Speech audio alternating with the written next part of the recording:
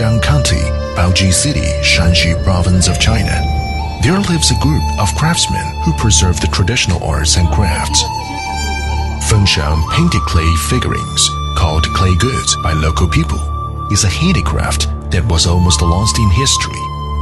It can be traced back to the Ming Dynasty, with the 6th Battalion of a division of the Emperor Zhu Yuanzhang's army stationed at this place.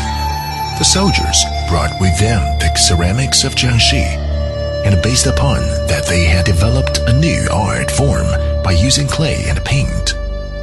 This is how the Fengxiang painted clay figurines and Luyingkou village came into being. This is Hu Xiaohong and her father, Hu Shen. Hu Shen is a well-known master of clay sculpture here.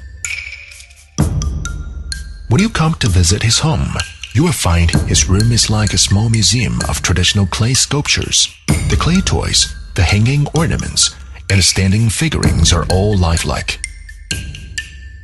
This is the glory and love of all his life. Every morning, Hu Xiaohong will go to a place named 10,000 Springs Ditch to dig the special clay called the Bambantu. This clay is very sticky and well suited for making sculptures. When mixed with water and cotton fiber, the clay becomes stickier and would not crack easily. After 5 hours of repeated beating, the clay and the cotton fiber are fully integrated. The procedure of molding can begin. Molding is to roll the clay into pieces of uniform thickness and then put them into the prepared mold. When the clay dries, remove the mold and cover the clay with a white background color. After that comes the outlining, coloring, and finally, the varnishing. All of these are all done by hand. The clay figurine in Hu Xiaohong's hand is Sitting Tiger, the most common shape of clay figurines, which is also the masterpiece by her father, Hu Shen. This kind of clay figurines are often used as gifts to celebrate a newborn's first month, or a baby's first birthday, because they are believed to symbolize wealth and longevity. Of all the procedures, outlining is the most difficult part.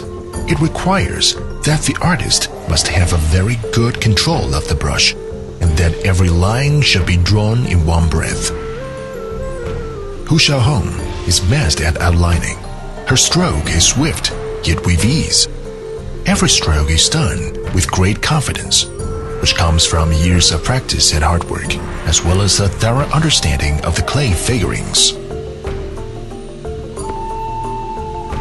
When outlining is finished, the next step is coloring. The most often used colors are red, yellow, and green. The most arresting characteristic of clay figurines lies in the rich colors and sharp contrast, which makes the appearance more vivid and colorful, elegant yet simple.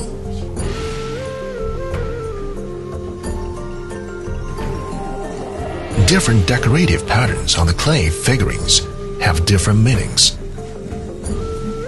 The pattern most often seen on the Sitting Tiger are lotus and peony.